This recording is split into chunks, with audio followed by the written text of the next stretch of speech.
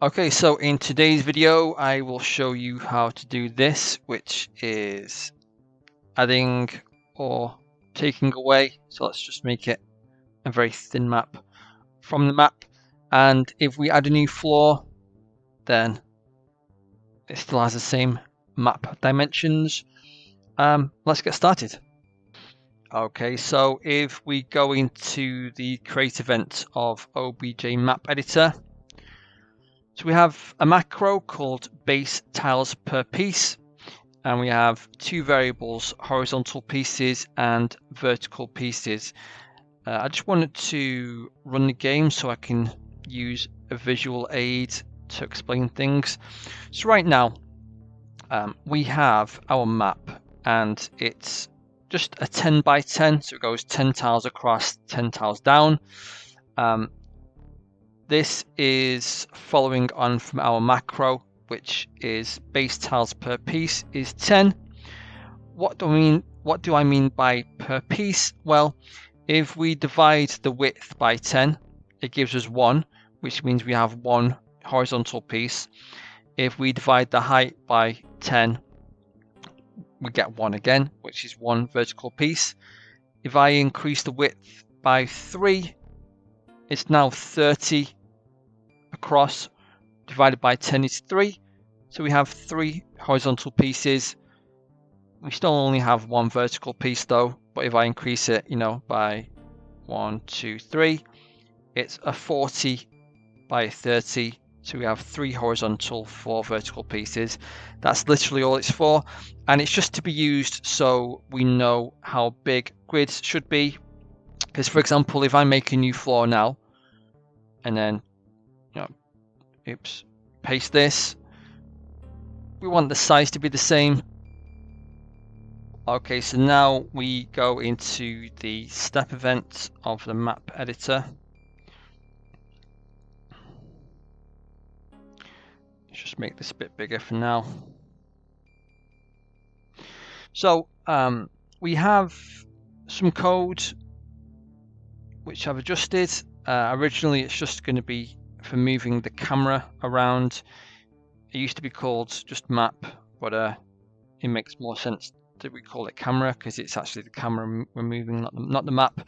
Anyway, right now, if we hold WASD, we're only going to allow our old region to run if we are not holding shift. Otherwise, if we are holding shift, we're going to have a brand new region, which is going to be to change the width and height of our maps. So just make sure you have these 3 lines down. First of all, make a brand new region, and let's open it. Can I make this a bit? So sorry, it's not going to be zoomed in. I don't really want to split the lines because it's probably going to be more confusing. Well, as long as you know that this is the same line, let's just split it actually. Make it a bit easier for you. I can zoom in. There we go. So all we're doing is we're checking for if we press left or right on this one here. If we press A or D, we're going to increase horizontal pieces by right take away left. So this is going to be either +1 or -1. So we're either going to be adding or removing from horizontal pieces. And then we just want to make sure that we never go below 1 for horizontal pieces, and we never go above 5. 5 is just like an arbitrary limit I set for myself. You can set this to whatever you like, 5 for now is what I have. Otherwise, if we press W or S, up or down, same kind of thing, adding or removing from vertical pieces, clamping it to either 1 or 5. So basically, the minimum is a 10 by 10 tile map. The maximum is a 50 by 50 tile map. I realize I haven't kind of explained what we're going to be using these maps for. We're going to have battle maps, which are the maps we're making stitched together. So even though you might have a max of 50 tiles for a single map, the actual battle map could be 500 tiles with 10 or more of these other maps stitched together randomly. So, or even not randomly, you can kind of decide how it gets placed. But anyway, that's why I've set the limit. And then we have a new script called SCR change floor size. We're passing it the current map list, which holds our floor grids and the horizontal and vertical pieces. So I'm just going to minimize it now. So once you've got this stuff down, we'll go into the script. Okie doke, so if we now go into, well, if you create the script and call it SCR change floor size, I'm going to go into the script now. And so at the very top, let me try and zoom in as much as I can.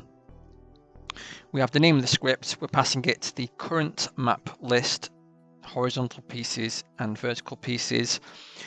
The description for the script is we are changing the dimensions of a floor, but it should be all floors actually. The first argument is current map list, which is the list that holds all of our floor grids. And then we have horizontal pieces and vertical pieces, should be self-explanatory. Let's just move this, there we go. This is just like another description. It just says if the width of the grids are less than or greater than horizontal pieces, either resize the grid and add cells or delete cells and then resize the grid. Why delete cells first? Because if we don't do that, we will get a memory leak because those lists will not be recoverable. They'll just be existing in memory. So this isn't entirely true. You'll find out why in a minute. So the first thing we want to do is get the width and height of the floor grid and also the wanted width height that we want to change the floor grid to based on the horizontal or vertical pieces. So we're going to grab the very first floor grid. There should always be one in every map, so grabbing it from this entry is a safe bet. And then get the width and height of this grid and also the width and height that we want to change that grid to. This stuff here is explained here. So basically these two lines, we're checking whether horizontal pieces is not equal to the width of the grid, or that vertical pieces is not equal to the height of the grid, because we're going to be clamping, before this script runs, we clamp these two variables to make sure they never go below 1, because on a 10 by 10 map we never want to decrease it, which is just what this says. And that was the exception to this. So yes, we want to change the width or height of the grid, but only if it's not already at 10 by 10. Okay, so this bit here, we're going to be adding cells to the floor or to the grid. Let's say floor grid. Makes more sense. So if the horizontal pieces is greater than the width of the map, or the vertical pieces is greater than the height of the map, then, and by height and width I mean, you know, how many 10 by 10 pieces does it have. So we need to sort out where to start the XX and YY from for our loop. That's what this does. We also need to set the end XX and end YY for the loop, which is what this does. I know I'm not explaining this. It's going to make sense when we come to the for loop, which we're going to come to next. So we have a triple for loop. So here's the first one, here's the second, here's the third. And what it does is for as many floors, this one's for as many floors as there are in the map, we're going to resize the floor grid. So we're grabbing the floor grid for the level, resizing it to our new width and height. And then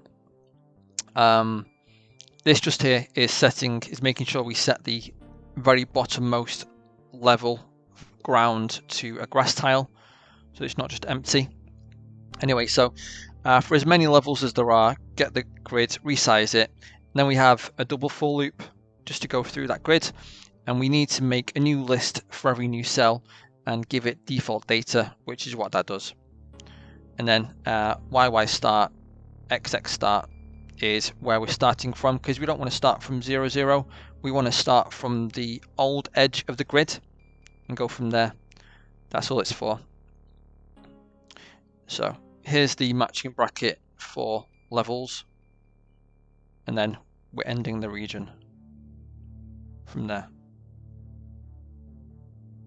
And then so we have an else statement here.